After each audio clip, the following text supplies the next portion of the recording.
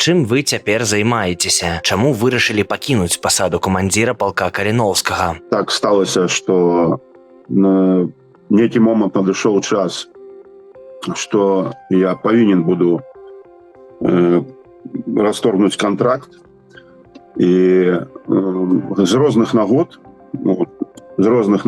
пра ўсе мы не будзем зараз казаць. Вось.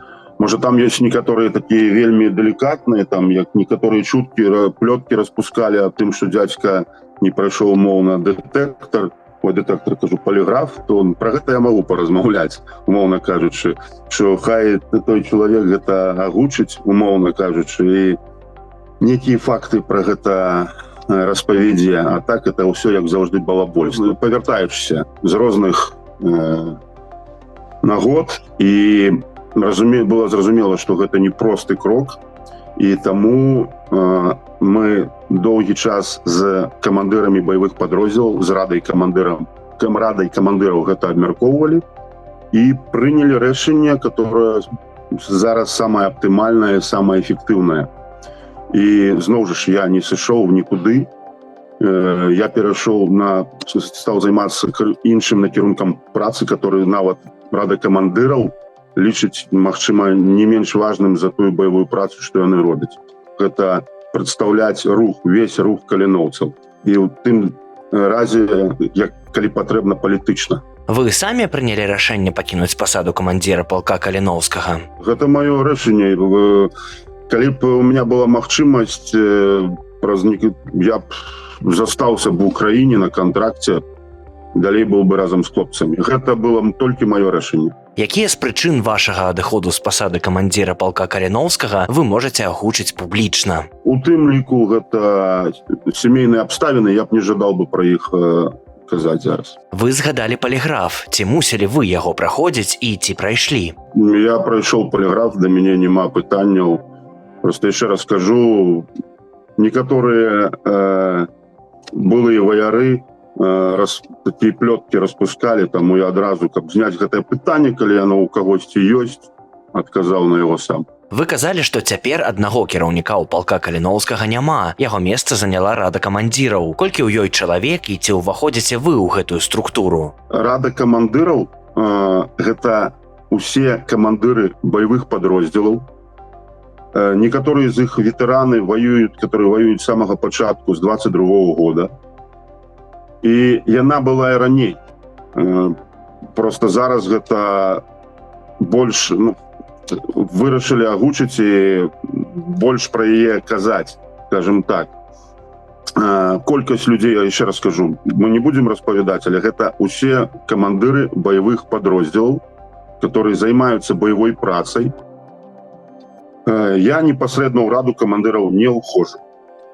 Але я, если можна так казаць, выконваю усе рашэння рады камандыраў, рашэння тых, хто воюе. Якія рашэнні ў кампетэнцыі рады, а якія ўжо не? Тут крыху, можа, незразумелае пытанне, гэта па кантэксту трэба глядзець. Яшчэ раз скажу, стала зразумела, што трэба падзяляць. Ёсць вайсковая праца, ёсць грамадская праца, ветэранская арганізацыя, якую узначальвае Ян Беларус-Мельнікаў, і ёсць палітычнае прадстаўніцтва, калі гэта патрэбна, куды, на которую ваяры дэлегавалі мяне. Часова, з часам мы паглядзім. Рада камандзіраў адказвае за нейкія адміністрацыйныя пытанні ці за вайсковыя і можа аддаваць загады? Хутчэй, правільна вы кажаце, нейкія грамадскія і адміністратыўныя, лагістычныя пытанні, таму што рашэнне па баявой працы гэта было з самага пачатку. Я магу толькі, напрыклад, распавесці на прыкладзе батальёна «Волат». Мы, камандыры падроздзелаў, збірались кожны вечар на нараду, на якой мы абмяркоўвалі баявую працу на наступны дзень. Мы планавалі ўсю гэту працу. Гэта было заўжды, што ў 22-м, 23-м, 24-м, 25-м годзе. Гэта было заўжды. Просто так было, што рашэння больш адміністратыўна, лагістычнага, тылавого накірунка прымаліся ў Кіеве, і гэта было так, што гэта ваюючыя падроздзелы маглі гэтага нават і не ведаць. Але зараз адбываюцца нарады пастійна, на которых дакладна вырашаецца умоўна, прыйшлі нейкія рэсурсы, і на які накірунак каму патрэбна зараз умоўна падроздзелу БПЛА или падроздзелу агнявой падтрымкі, там наступны пікап, ці што мы зробім з гэтымі сродкамі, каму яны больш непасрэдна патрэбны. Гэта дакладна вырашаюць разам камандыры баявых падроздзелаў. А хто аддае вайсковы загад? Ёсць адзін камандзір? Все ваяры ПКК, ваяры сил обороны Украины. Зразумела, что мы все служим, я служил у Международном легионе Головного управления разведки Украины. И зразумела, что наказ отдается командирам войсковой частины, у которой мы служим, а далей ідзе по ланцужку на командира больш дробнага умоўна падроздзела, дзе мы ўжо прымаем гэты наказ, хлопцы прымаюць гэты наказ і забяспечваюць его планаванне і выкананне. То бок ёсць украінскі камандзір, які і цяпер аддае загады. Зразумела, так. У студзені 2024-га кіраўніцтва палка Каліноўскага ездзіла ў своеасаблівае турнэ па краінах Еўропы, сустракалася з беларусамі. З таго часу ў палку двойчы змянілася кіраўніцтва. Ён страціў свае асобныя рэкрутынгавыя цэнтры. Можа скласціся ўражанне, што за гэты час арганізацыя разгубляла сваю значнасць, аўтаномію і растварылася ва ўкраінскім войску. У вас няма такога ж адчування? Па-першае, ніхто не ездзіў у турне, усе ездзілі відряджання, все вайсковаслужбоўцы і камандыроўку. Глядзіце, не змяняецца толькі нешта мёртвае. Вы не згодны са мной? Все жывое, яно мяняецца, яно павінна адпавядаць выклікам сучаснасці, як бы там ніякімі там высокімі словамі гэта не гучала. І таму мы развіваемся, мы эволюционируем, каб исходя из тых умоў, якія ёсць, і у першую чаргу для того, каб быць больш эфектыўнымі. Папярэдняя адміністратыўна-тылавая група уже лічыла полк імя Кастуся Каліноўскага нейкім сваім проектам, тым больш камерцыйным проектам. Таму мы зразумела, што ад гэтага пазбавіліся. Рэкруцінгавы цэнтр, нягледзячы на тое, што он перастаў існаваць, умоўна кажучы, весной, напрыканцы весны 24-го года, да астатняга моманта рэкруты шлі ў полк, і гэта было нават без гэтага рэкруцінгавага цэнтра. Так, ён патрэбен. Патрэбны людзі, которые будуць гэтым займацца у Польшы. І мы над гэтым працуем, і гэта трэба зразумець, што гэта ўсё не проста. У вас няма адчування, што з часам полк Каліноўскага ўсё больш раствараецца ва ўкраінскім войску? У мяне няма дакладна. А вы мне адкажыце, вы зараз на агульным фоне вы менш чуеце пра полк імя Кастуся Каліноўскага? Падаецца, полк Каліноўскага стаў больш актыўны ў сацыяльных сетках, але менш прысутнічае ў медыа. Я упэўнены, што вы падпісаны на тэлеграм-канал і бачыце сайт палка імя Кастуся Каліноўскага. Вы бачыце менш баявой працы? Мы гаварылі пра прысутнасць у медыа. Гэта пытанне да іншых медыа, вы правильна казалі, гэта падыход медыа. І зноў жа ж, хто жадае казаць пра полк, хтосьці не жадае казаць пра полк, камусьці кажуць, не трэба іх згадваць, а камусьці кажуць, трэба іх згадаць у негатыўным свеце. А акрамя гэтага, пра што я пытаў спачатку, магчыма, гэта было незразумела вельмі. Навогул, як усе ставілись да падзей у 22-м годзе, у 23-м, 24-м і зараз. І тут не проста пра полк імя Кастуся Каліноўскага, который воююць ва Ўкраіне, а навогул да ўсей гэтай вайны, да агрэсіі Расіі ва Ўкраіне. На жаль, это хутка будзе ўжо 4 гады. І гэта агульная тэндэнцыя, а не толькі пра полк Кастуся Каліноўскага. Полк, як баявая адзінка, можа налічваць ад некалькіх сотняў да некалькіх тысяч чалавек. Полк Каліноўскага – гэта цяпер полк па колькасці вайскоўцаў? Я адкажу, нет. І калі ўжо павяртацца в гісторыю, гэта была праца на перспектыву. Ну, як ёсць, так ёсць. Калі параўнаць з 2024 і 2023, то наколькі актыўна беларусы цяпер прыходзяць у полк Каліноўскага? Так, гэта, на жаль, стала менше, но як папярэдняе пытанне у нас было, гэта, на жаль, агульная тэндэнцыя. Гэта мы бачым гэта, на жаль, і ў сілах абароны Украіны, у лавах ЗСУ, і, на жаль. Но зноў падкрэслю, што полк самая вялікая, самая самый буйной беларускі падроздзел. І не толькі зараз ва Украіне, а навогул, если мы за ўсе астатнія дзесяцігоддзя паглядзім, гэта першы беларускі падроздзел добраахвотнічасці. І таксама, я накажу, ён самы буйны, ён ваюе і ён развіваецца. Так? Ніколі ваяроў не будзе хапаць, ніколі. Але мы развіваемся і адказваем гэтым выклікам. На колькі ў працэнтах стала менш рэкрутаў? Не будзем пра гэтае.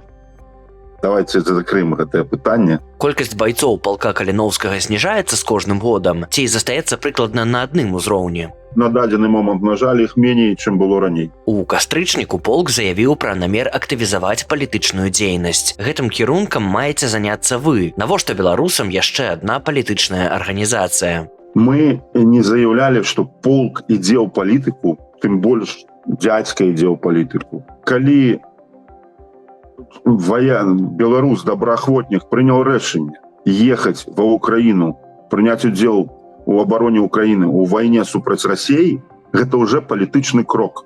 Жадае гэтага добраахвотнік ці не жадае. І большасць беларускіх добраахвотнікаў, которые воююць на нулі, лічаць палітыку, мякка кажучы, вельмі бруднай справай. Я таксама лічу ее вельмі бруднай справай. Але жадаем мы гэтага ці не жадаем? Нас выкарыстоўваюць і будуць выкарыстоўваць іншыя палітыкі, іншыя сілы у сваіх мэтах.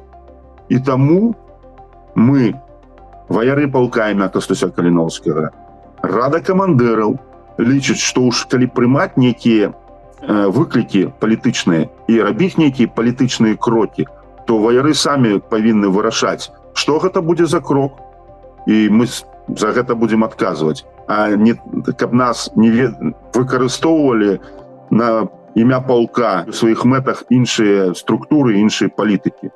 Вось таму і было прынята гэтае рашэнне. Гэта на дадзены момант ніхто не кажа пра стварэнне нейкай партыі, ці полк пайшоў у палітыку. Як полк або яго імя выкарыстоўвалі ў палітыцы? Некаторыя людзі, магчыма, арганізацыі могуць выкарыстоўваць імя палка у нейкіх сваіх карысных мэтах, там, для збора ресурсаў, а некаторыя палітыкі тут могуць заявляць там пра дапамогу палку, потым зноў жа ж іншыя асобы могуць казаць аб тым, што полк заангажавалі, што ён пад кагосьці лёг. Ну, зноў жа ж, ніхто ніякіх ніколі ні фактаў, ні канкрэцікі ніколі не прыводзіў. Мы гатовы працаваць з усімі структурамі, которые жадаюць рэальна працаваць над перамогай Украіны, над вызваленнем Беларусі. Рэальна, а не толькі словамі. Ваяры павінны самі вырашаць, з кім мы працуем і што мы робім. Я маю зараз на ўвазе грамадскае палітычнае накірунак. Палітычны кірунак, наколькі гэта прыярытэт для палка? Полк імя Кастуся Каліноўскага гэта не проста нейкая колькасць беларускіх добраахвотнікаў, которые весь час воююць, просто воююць для таго, што яны воююць. У нас усіх есть стратэгічная мэта, місія. Гэта са зброёй у руках змагацца за права беларусаў самастойна абіраць свой шлях і вызначыць свой лёс. Наша місія, как бы гучна не гучала, гэта дэкаланізацыя, дэрусіфікацыя і аднаўленне незалежнасці Беларусі. Мы адказваем на гэтыя выклікі. Ці верыце вы, што вайна можа завяршыцца найбліжэйшым часам? Гэта вельмі цікавае пытанне. Магу адказаць пытаннем на пытанне. А што будзе, калі, умоўна, заўтра Расія нападзе на Літву ці на Польшу? Дзе будзе новая Буча? Адказваючы на ваше пытанне. Тое, што бліжэйшым часам, зноў жа, выбачаюсь, гэта будзе маё уласнае меркаванне. Мы зараз пра гэта кажам. Гэта маё уласнае меркаванне. Тое, што замірэнне будзе, гэта так. Будзе оно праз тыдзень ці месяц, я так не думаю. Моя уласная думка, што не. І зараз гэта больш пытанне рэалпалітык, эканомікі, вялікіх гульцоў Китая, Злучаных Штатаў Амерыкі. І замірэнне будзе, але, на мою думку, гэта будзе толькі замірэнне, бо ўжо неаднаразова казаў, у Расіі будуць намеры лезть у справы Украіны і Беларусі заўжды. Толькі тады, калі ў іх не будзе рэсурсаў фізічна, непасрэдна лезть у гэтыя справы, тады мы здольны будзем нешта зрабіць. Ну, зараз гаворка больш пра Беларусь. Ось. І галоўная задача – гэта зрабіць так, каб у ёй не было гэтых рэсурсаў, не было гэтых магчымасцей лезть у нашы справы нашых краін. Трэба рыхтавацца, на жаль, для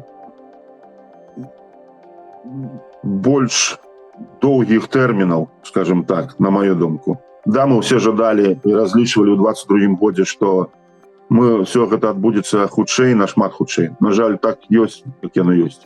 І трэба быць рэалістамі. Калі заключаць перамір'е, што будзе з палком Каліноўскага? Далей будзе існаваць, будзе развівацца, будзе рыхтавацца. Я ўжо казаў пра нашу галоўную мэту.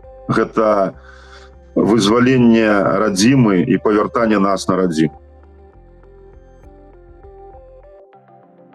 Жадаў бы падзякаваць усім, хто падтрымлівае нас, хто данаціць нам, хто дапамагае нам, тым, хто верыць у нас. І так, нам патрэбна ваша дапамога. Рэсурсаў ніколі не будзе дастаткова. Ёсць дакладныя мэтавыя зборы, яны ёсць на канале і на сайце. Дакладныя зборы. Я заклікаю ўсіх дапамагчы хлопцам у гэтым пытанні.